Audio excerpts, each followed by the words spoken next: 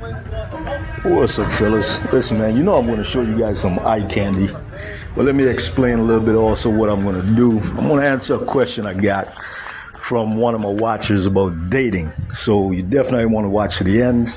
So I'm going to break down that situation for you. It involves money, of course, but we're going to get to that. Let me explain a little bit about where I am.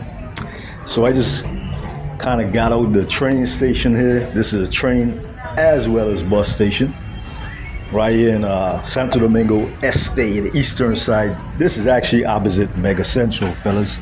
So you could actually take the train from Piantini or whatever else, stop off right here, cross the street. But I'm not going to go to Mega Central. What I'm going to do is I'm going to roll around the neighborhood real quick before I head to one of my little drinking holes. Nah, not down that alleyway. Yeah, I'm going to head to one of my little spots that I usually go to, but I arrive here early to explore, catch some footage, show you guys something as I roam around here. So follow me. Oh yeah, we got some copyright music coming up over here, so you know I got to talk over it or I'm going to have to mute it. And you got some little eye candy going on. Well, yeah, fellas, we're going to cover those two things. I know I'm going to keep it light. I'm also going to give you guys a quote, not from my own mouth. It's a quote that exists for thousands of years to help put things in perspective.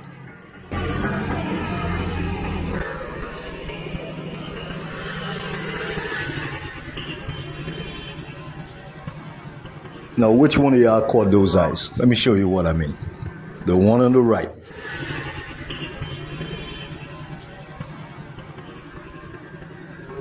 And there it was, fellas, the one in the skirt. We're going to see them a little later on. Anyway, listen, man. Let me tell you guys something.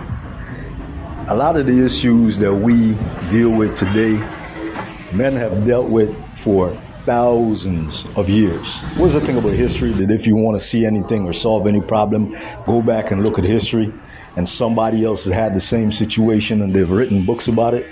Well, that philosophy actually really still exists, right? Because nothing is ever new. And some of the same complexities and things that we deal with today in any manner in life has been dealt with before by human beings, because human beings have always been the same, will be forever. Check this place out, man. I mean, just a good mix of everything around that neighborhood. So what I really did was I just kind of span around the block a little bit and then came right back to the same bus terminal, train terminal, and Mega Central site. Now right here, I'm going to make a left and I'm going to go into the neighborhood that a little watering hole that I usually go to out here is located in.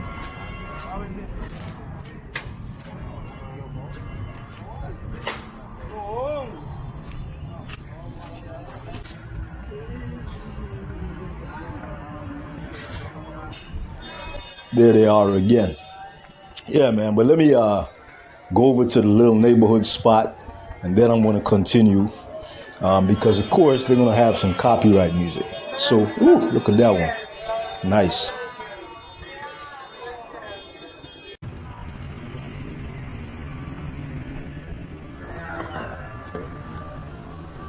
Let's go.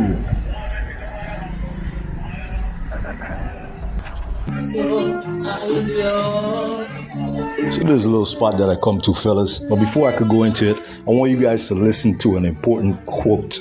Check this out. And her adult daughter, who live in a cute town. The mother cared for her daughter so much out of love that she wouldn't let her take care of her duties. This pattern continued until the mother died too soon, which surprised everyone by making the daughter more independent.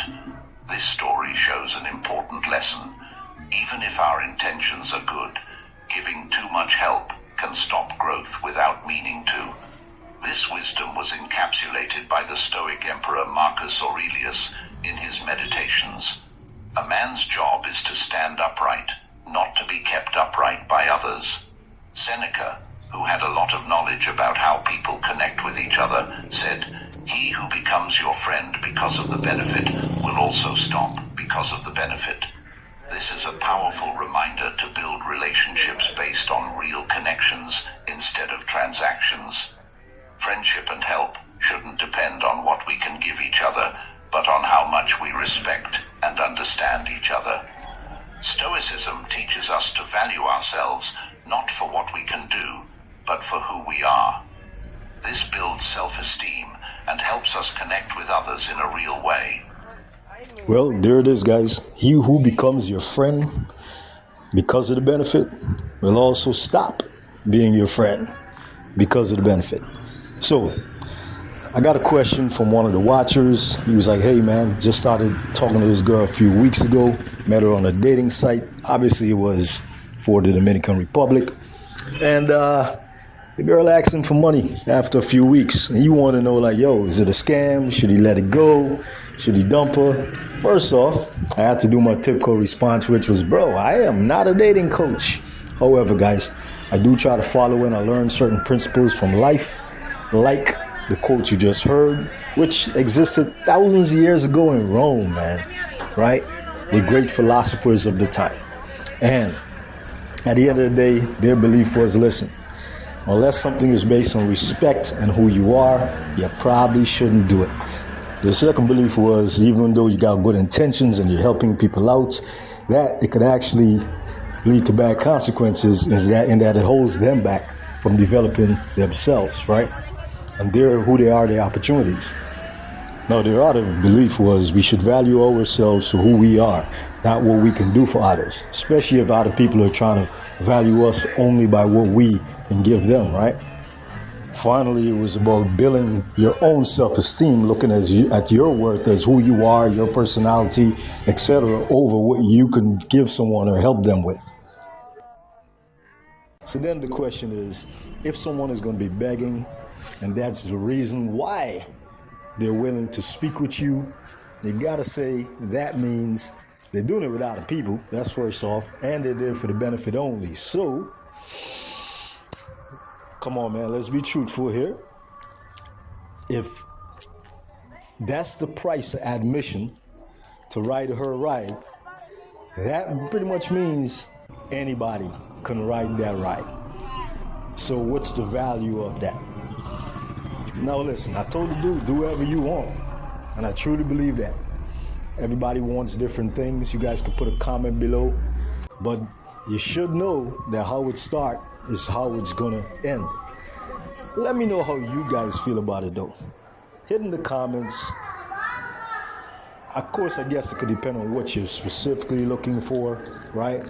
But remember, if you're not looking for anything transactional, and the relationship is based on transaction, you gotta fool yourself. You gotta know where you're gonna get in the long run and at the end of it all, right? When you jump on a dating site and the girl up the street in your state or the next state over tells you that she has no job, and then 3 weeks later asks you for money, what do you do? What would you do? When you realize the girl working at McDonald's or KFC or Taco Bell, nothing wrong with that. It's a job, but we all know it doesn't pay a lot. And you live in Miami and she lives in New York, which is even more expensive. They're both expensive. And she asks you for money. What do? Do you talk to a woman like that? do you like, oh, this is a catch? When the girl's unemployed and can message you at any and every time? Why is it going to be different if it's not a country? Because you convince yourself, well, she needs help. There's poor people everywhere. There's poor people down the street from where you live. There's homeless. There's more homeless that I saw in America than I see in the DR. Literally. Watch my videos, guys, as I'm walking down the street. Do you see a lot of homeless people? You might see where you think it's poor people. Check you on the next.